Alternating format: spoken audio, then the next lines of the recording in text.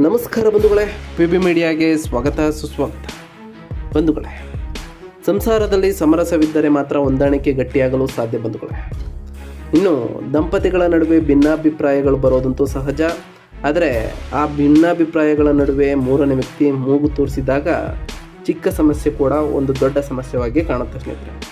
ಇದು ಹತ್ತತ್ರ ವಿಚ್ಛೇದನದವರೆಗೂ ಹಂತವನ್ನು ತಲುಪುತ್ತಾ ಬರುತ್ತೆ ಸ್ನೇಹಿತರೆ. ಚಂದನ್ ಶೆಟ್ಟಿ ಮತ್ತು ನಿವೇದಿತಾ ಗೌಡ ದೂರವಾಗಲು ಕೂಡ ಈ ಮೂರನೇ ವ್ಯಕ್ತಿಯೇ ಕಾರಣ ಎನ್ನುವುದು ಅನೇಕರ ಅಭಿಪ್ರಾಯವಾಗಿತ್ತು ಸ್ನೇಹಿತರೆ. ಇದಕ್ಕೆ ಪೂರಕವಾಗಿ ಚಂದನ್ ಶೆಟ್ಟಿ ಮತ್ತು ನಿವೇದಿತಾ ದೂರವಾಗಲು ಸೃಜನ್ ಲೋಕೇಶ್ ಹೆಸರು ಕೇಳಿ ಬಂದಿರೋದು ನಮಗೆಲ್ಲ ಗೊತ್ತೇ ಇದೆ ಸ್ನೇಹಿತರೆ. ಇನ್ನು ಸೃಜನ್ ಲೋಕೇಶ್ ಅವರನ್ನು ಒಂದು ವರ್ಗ ಟ್ರೋಲ್ ಕೂಡ ಮಾಡಿತ್ತು ಸ್ನೇಹಿತರೆ. ನಿಜ, ಇದೆಲ್ಲ ಆದ ನಂತರ ಖುದ್ದು ಚಂದನ್ ಮತ್ತು ನಿವೇದಿತಾ ಹರಿದಾಡಿರುವ ಸುದ್ದಿ ಎಲ್ಲ ಸುಳ್ಳು ಎಂದಿದ್ರು. ನಾವು ದೂರವಾಗುತ್ತಿರುವುದು ಹೊಂದಾಣಿಕೆಯ ಕೊರತೆಯಿಂದ ಹೊರತು ಮೂರನೇ ವ್ಯಕ್ತಿಯಿಂದ ಅಲ್ಲವೆಂದಿದ್ರು ಸ್ನೇಹಿತರೆ.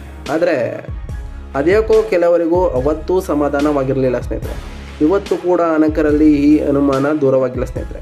ಹೀಗಿರುವಾಗ ಚಂದನ್ ಶೆಟ್ಟಿ ಮತ್ತು ನಿವೇದಿತಾ ಗೌಡರವರ ಮುರಿದು ಬಿದ್ದ ದಾಂಪತ್ಯಕ್ಕೆ ಬಗ್ಗೆ ಸೃಜನ್ ಅವರ ತಾಯಿ ಗಿರಿಜಾ ಲೋಕೇಶ್ ಅವರು ಮಾತನಾಡಿದ್ದಾರೆ ಸ್ನೇಹಿತರೆ.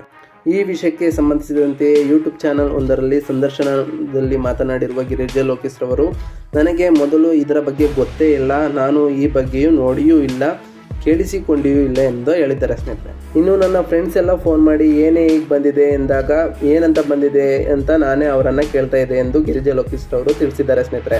ಇನ್ನು ನಮ್ಮನೆಯಲ್ಲಿ ಅದೆಲ್ಲ ಬಂದಾಗ ನಾವು ನಗಾಡ್ತಿದ್ವಿ, ಏನೋ ಇದು ಸೃಜಾ ನಿನ್ನ ಮೇಲೆ ಈ ಥರ ಬಂದಿದೆ ಎಂದು ಮಾತನಾಡ್ತಿದ್ವಿ ಎಂದು ಗಿರಿಜಾ ಲೋಕೇಶ್ ಅವರು ತಿಳಿಸಿದ್ದಾರೆ ಸ್ನೇಹಿತರೆ.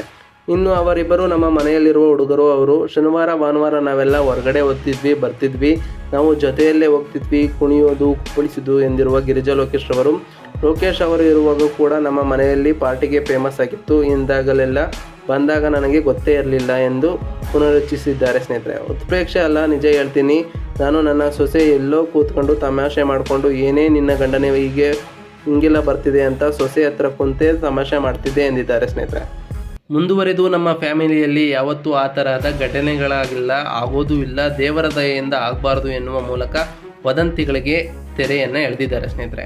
ಜನರು ಇರೋದೇ ಕಮೆಂಟ್ ಮಾಡೋಕ್ಕೆ, ತೆಗೊಳ್ಳೋಕೆ, ಅವರಿಗೇನೋ ಖುಷಿ ಬರುತ್ತೆ ಎಂದರೆ ಮಾತನಾಡುವುದಕ್ಕೆ ನಾವು ಸರಿ ಇದ್ದಾಗ ತಲೆ ಕೆಡಿಸುವ ಅವಶ್ಯಕತೆ ಇಲ್ಲ ಎಂದು ಅವರು ತಿಳಿಸಿದ್ದಾರೆ ಸ್ನೇಹಿತರೆ.